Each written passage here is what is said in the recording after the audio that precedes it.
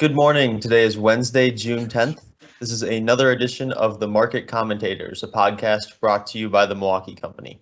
My name is Matt Salm. I'm an investment analyst with the firm, and joining me this morning, as usual, is Andy Wilms, President and CEO of the Milwaukee Company, and Mike Wilms, who serves on our wealth management and portfolio strategy teams. A quick reminder that this podcast should not be construed as constituting investment advice. And with that, gentlemen, good morning. Well, good morning to you. Good morning, Mike. Good morning, guys. As usual, we start the podcast off with a quick recap of what's happened in the markets recently. And it was a pretty good week. Andy, do you want to talk about it a bit? Well, last week certainly was a good week, no doubt about that. The S&P index rose sharply, closing at the highest level since late February. And as of Monday of this week, the U.S. stock market had virtually recovered all of the lost ground lost as a result of the coronavirus. In fact, the stock market has now risen by over 45% since the March lows. So it's really, really remarkable. And what's also very interesting is that the rally is now starting to spread out. It's not so concentrated in a select group of small companies. It's now begun to spread to a large number of large companies, and even the airlines, the cruise lines, the energy companies, and some of the REITs that had been pummeled early on in this crisis had been recovering. Now they had as of the end of last week. This week has been a little more troublesome for them, but they've done very well. And in addition, small caps, mid caps, and equal weight S&P 500 are all more recently outperforming the S&P companies as of late. So we've seen the rally extend much more broadly. And we see even what's really amazing is that you even have bankrupt companies that are seeing their stocks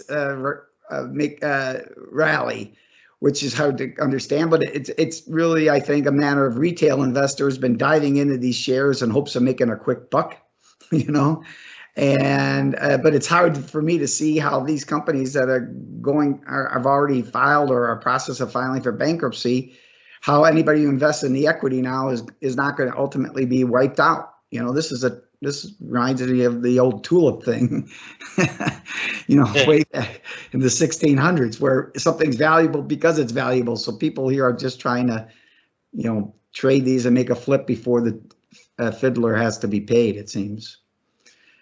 Yeah, well, some of the bankrupt companies were up. They more than doubled day on day. I mean, where they were up 400%, 500%, 600%. Yeah, it's really shocking, and these are the kinds of things that happen in when the market just gets overtaken by euphoria, and is worrisome in my mind. Well, some of it is attributed to the millennials and right. their day trading stocks versus doing video games while they're dealing with stay-at-home orders. Yeah, well, and that's why these things you could very well see. That's people are getting back to work. There has been a lot of talk about how millennials and others have been much more active. The retail investors have been much more active in investing while they were stuck at home because there was no sporting events to watch, right? And no games to gamble on and that sort of thing. And now that people are getting called back to work, I mean, it could be have an impact on the market. I don't think it's going to be a huge impact myself. I don't think it's the driver. It's a driver behind some of these things like these bankrupt stocks, but the market as a whole, I don't think it's going to be a huge impact one way or the other. I would agree. Yeah, and if anything, it should be positive in the long term, right? Just having people get back to work. So what if you can't day trade? If you're back in a productive work setting, that's what's better, overall in the long run.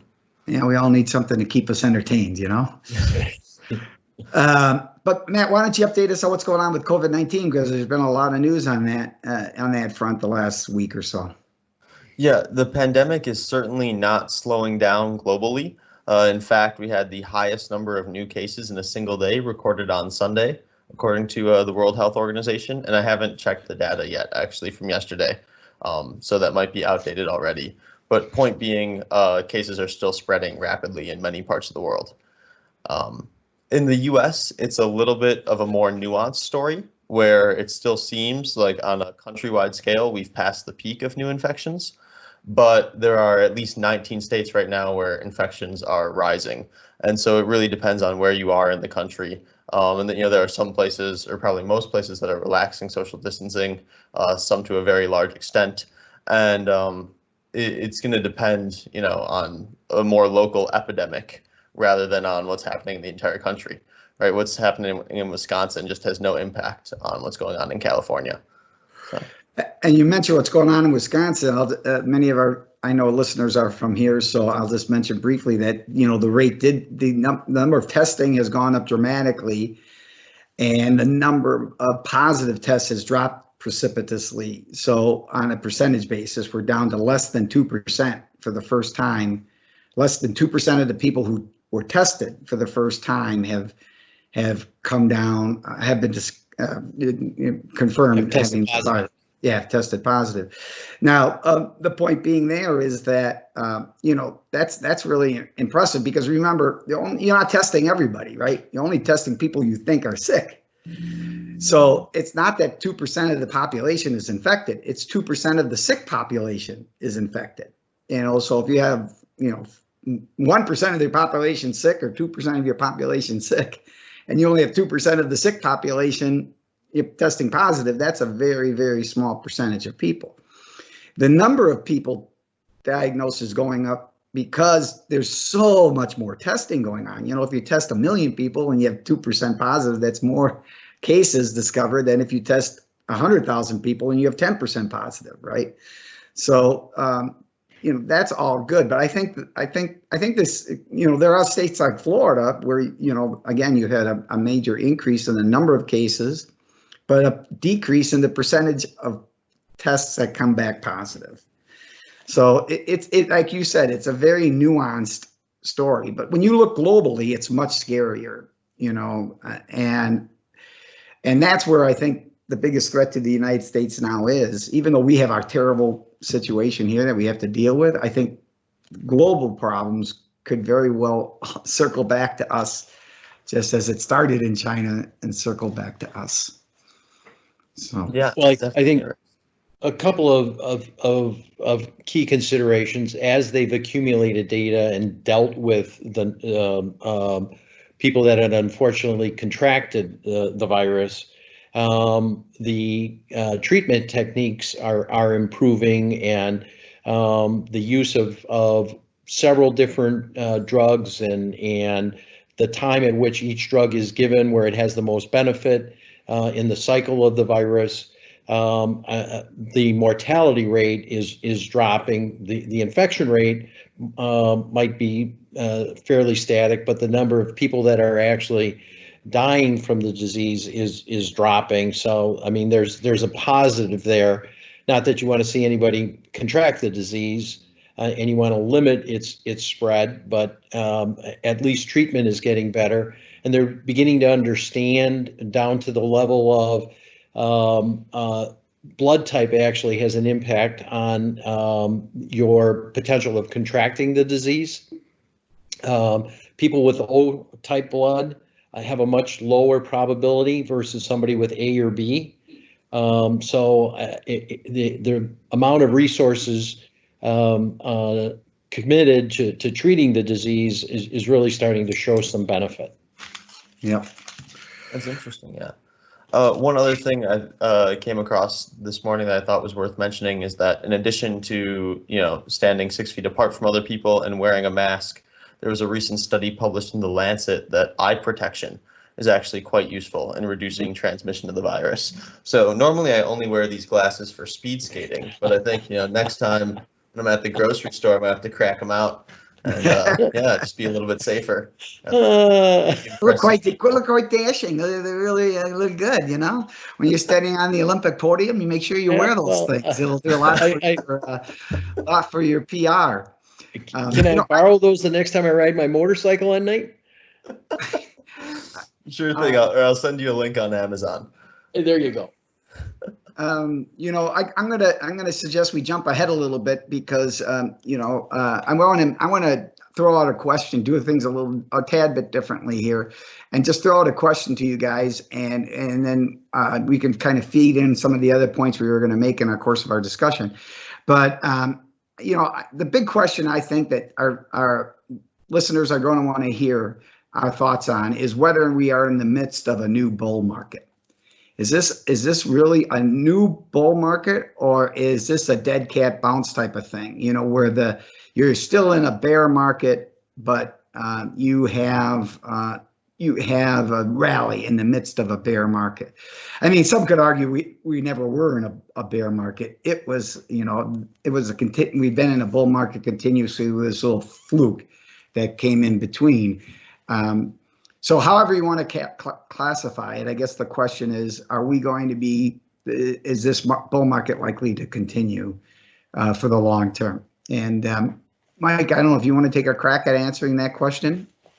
I think I would circle back to part of our discussion last week, where we're talking about inflation and the difference between consumer price inflation and asset price inflation, as that relates to the $2.2 trillion worth of stimulus that the Federal Reserve has provided to this point.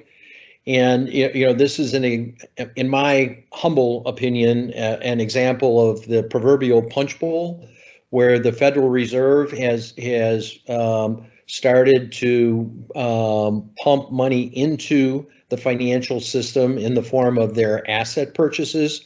That cash is sloshing around in the system, and it needs to find a home. And it's a matter of take your pick, the FOMO or TINA.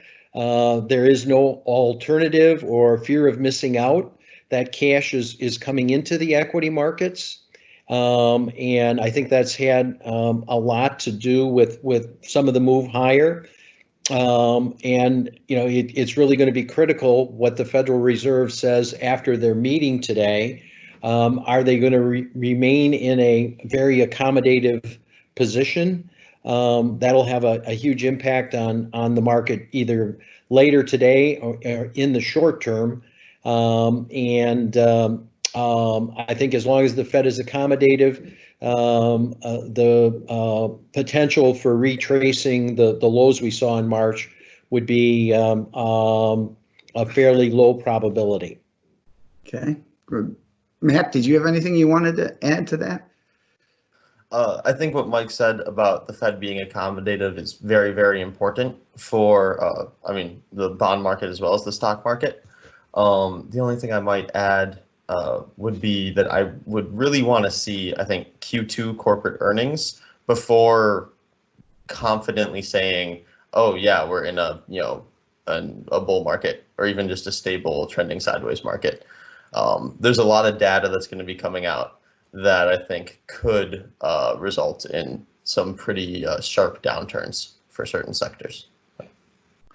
Well, in my mind, the question really boils down to this, though. Are we expecting, or do we expect, a pullback from here? I agree with Mike that we're probably not going to see a retesting of the lows unless something dramatic happens that's not currently in the cards.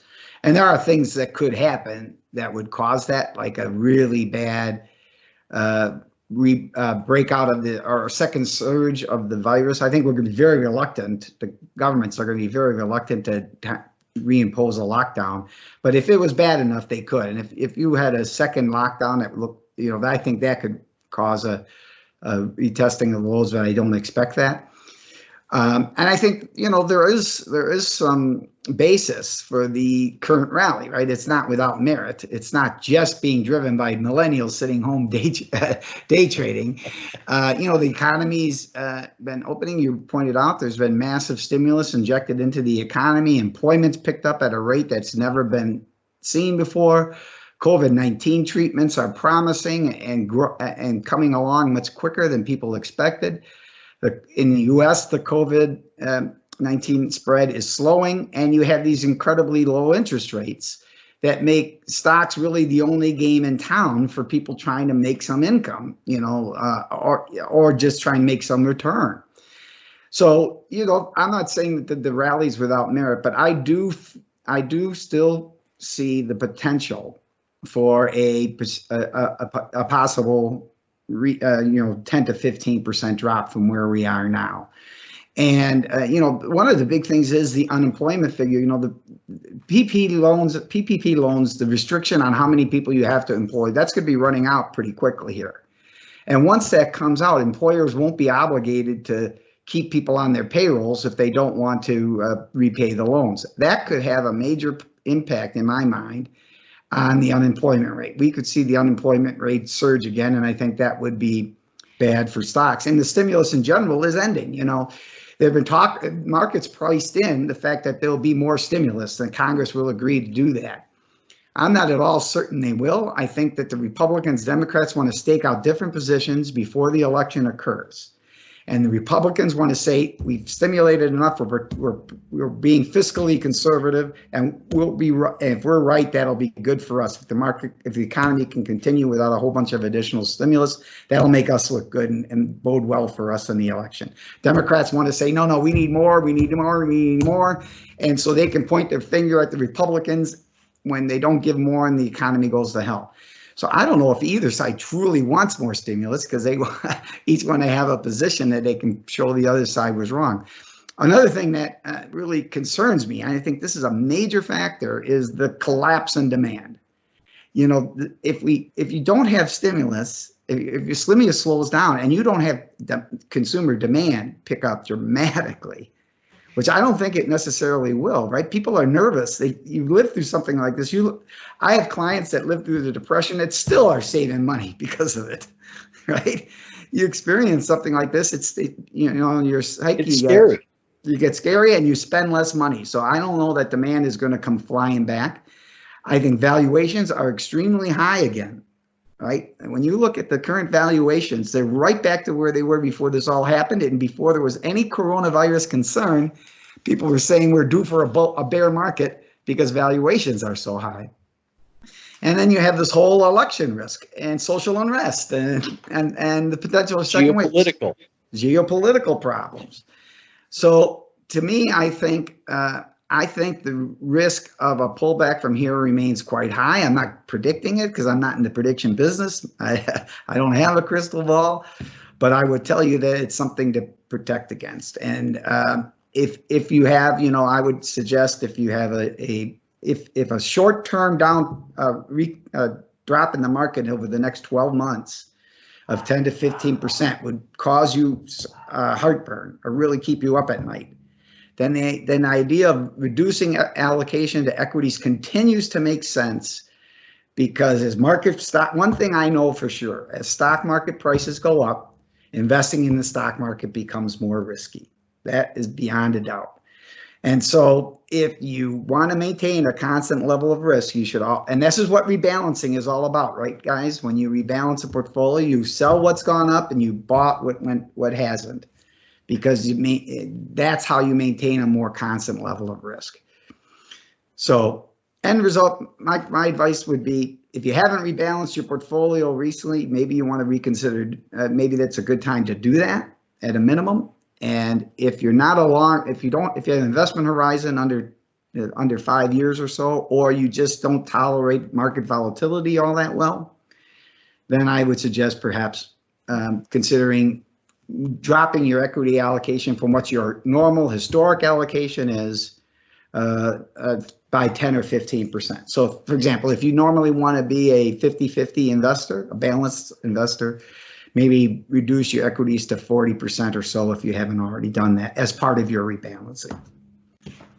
Well, I would kind of tie one of Matt's comments to one of your comments, Andy, and circle back to Matt's observations about the second quarter earnings and what they're going to look like. Yeah. And the impact of the COVID-19 lockdowns are going to be very material. You're going to see a hit in the financials, in energy, in entertainment. And if you circle back to Andy's comment about multiple, if you apply the previous multiple to the second quarter earnings, I don't even want to tell you what your forecast for market valuation would look like. And not only that, exactly, totally agree. But not only that, Mike, I think people argue, well, the market's already priced that in. Market expects that. They know that the second quarter earnings are be bad. Yeah, I think that there's a lot of truth to that. Maybe that could be worse than anybody expects, which is sort of your point. I think that could very well be true. But more so is the third and fourth quarter may not be as strongly recovered as they're expecting them to be. Right. This recovery could be 2 years, 3 years out.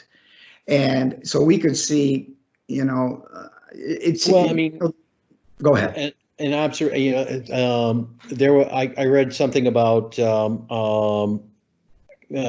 customers coming back to two of the major retailers, Macy's and Kohl's. And Macy's had been predicting an 85% decline in the stores when they reopened. And it had been 50%. So that and Kohl's actually was more in the 60% area. But it's a long, hard slog to get back to 100%. Right. And right. Nobody's clear on how much time that's actually going to take. Right. So the Fed's target of 3.5% unemployment, we aren't going to see that anytime soon, perhaps. And I think that's really a key consideration too, because they're now tying any interest rate moves on the part of the Federal Reserve to hard economic targets like a 3.5% unemployment rate and a 2% inflation rate. And if interest rates stay low at 0 to 25 basis points between now and 2022, that's just not a very good place for the financials, and it's going to have an impact on the overall market. I couldn't agree more.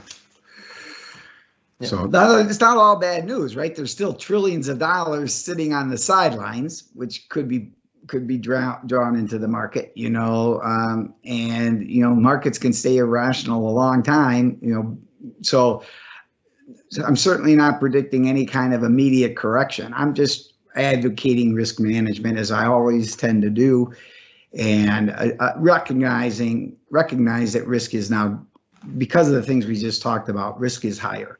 You don't have to worry as much about these risks if you have an indefinite holding period. Like Warren Buffett says, my holding period is forever. And so that's why he doesn't care much about these types of vacillations, and but short of that, I think risk management becomes very important, because we're all subject to the behavioral forces that drive humans as in general. And if we see a 30% drop in our portfolio, having been at this for a while, I know that there's a great temptation to sell at absolutely the worst time. Absolutely, yeah. One other thing I might add related to Mike's comment on Macy's and Kohl's, having maybe 40 or 60% back to normal, is it's unclear to me if they're ever going to get back to normal. Just knowing trends in my generation, I wouldn't be surprised if that more brick and mortar stuff goes a little bit more by the wayside, and companies like Amazon continue to dominate and grow. So as much as for a risk management purpose, we want to have broadly diversified investments, across pretty much the entire market, or something like the S&P 500 index is a great thing to invest in. It might be that certain sectors continue to soar while other sectors, go the way of the horse and buggy. Do we have, Matt, do I have time? I know we're getting low on time. Do I have time to ask you a quick question? I'd like to get your thought on. Yeah.